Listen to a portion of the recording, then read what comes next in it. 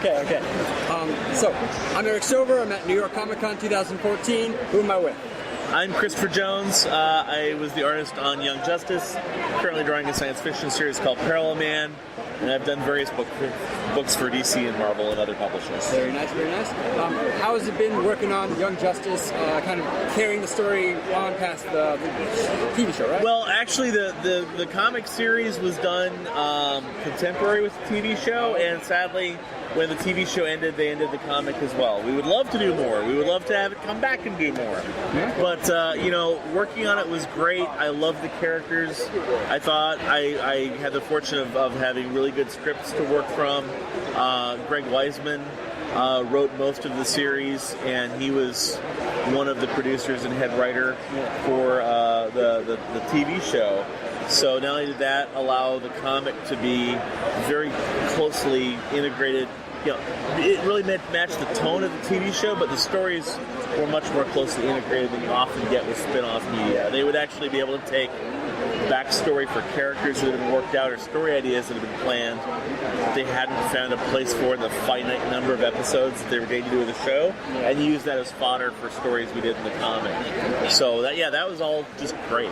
So were you guys heavily tied then with the in communications with the TV show writers and kind of keeping up with what they're doing?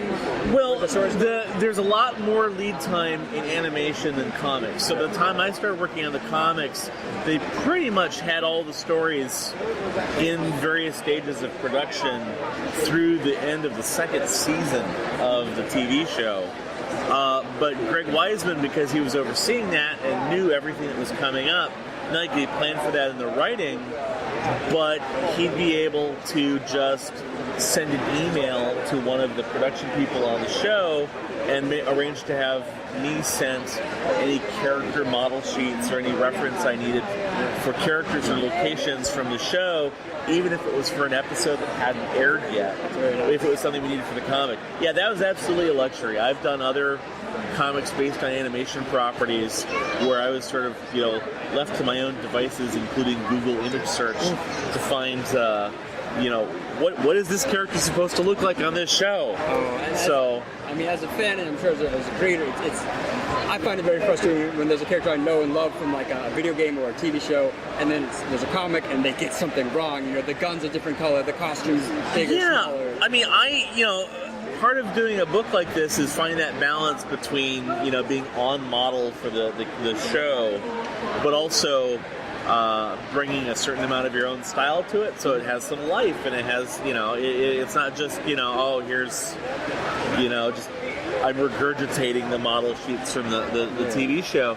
But yeah, I want to be accurate. If there's a particular version of a character's costume or a particular way they're presented in the show, I want to portray that accurately in the book I'm doing. So, was there a favorite character or a character you related to, maybe from the Young Justice series? It's so hard to pick one. The variety was really part of the appeal. Not only because there was such a great, diverse cast of characters, really nice cast. But as the focus would shift from story to story in the comic, every time I'd think, if I have to draw Artemis's bow one more time, we get to focus on a new character for a while. But, really great characters. I'm a big Batman fan, so any of the Bat family I was thrilled with. Miss Martian was great. Artemis was great. I'm a big Captain Marvel fan, so I was happy that he showed up in the story. I was surprised when I was watching the series that he was in that, and they used him really well too, which made me happy. They used a lot of characters, I feel like, especially the bad guy cast, that were, I feel like, from older comic generations, and they kind of refreshed them in the Sportsmaster. Greg Weisman and Brandon Vietti, who are the two producers, have talked in various places about the development of the show, and originally Cartoon Network had come to them wanting a new Justice League series. Yeah. And the plans for that evolved into doing a show based on the teen heroes, and specifically taking the approach of it being a covert ops team and being able to get that whole spy espionage vibe to it. But because of where it started, they really had it as part of their mandate to use the whole DC universe. So even though you're seeing everything through the lens of the adventures of these younger heroes, that larger world they exist in is very much part of the show. Yeah. Okay. So some quick questions for you then. Sure. Personally, what's your personal kryptonite? What's your weakness in life? Oh goodness. These days, it's the temptation for more sleep. I'm funny. Yeah, I'm very busy, and I wish I could remember. There must have been a day where I transitioned from that childhood desire to just stay up all night to wishing I could just find another hour to sleep later. Yeah. So, if I had to pick one, that might be it. Okay. Another very important question. Yes. Who wins in a fight? Fictional character number 1 or fictional character number 2? That's a tough one. I'd have to give it to number 2 just because I think they've been working harder for it. Okay. If you could have one useless superpower, like the ability to put pennies into heads all the time, what would it be? Well, I would be tempted to say to have my studio cleaned and organized, but that's not useless. It might not be the most effective for, say, crime fighting, but it would definitely make my life a lot easier. I think that's a great useless superpower to have. Yeah. So last bit, you can adjust the camera for this. Okay. If you could have some advice for someone coming to Comic-Con, whether they're a fan or an attendee at a booth or something like that, what's some advice for someone maybe who's coming for the first time, that they might not be aware of? 2 things. 1, pace yourself. It's 4 days of convention. It's incredibly busy.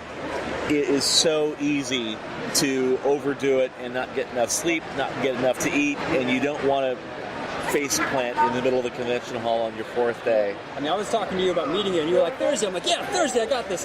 Thursday came, Friday came, Saturday came, Sunday finally talked. Best laid plans fall fast and furious in the face of Comic-Con. The second thing very much ties in with that is there is more going on here that you'll want to see and do than you'll ever be able to get to. My recommendation is to look at the program in advance if you can. Often it's available online in advance. Just mark down favorites, highlights that you'd like to do, and then you can kind of pick and choose hour by hour what you're going to prioritize, what you're going to try to do. If you try to take in the whole of the program, it's just going to overwhelm you. So you kind of have to pick and choose and accept that you're not going to see everything, but you know what?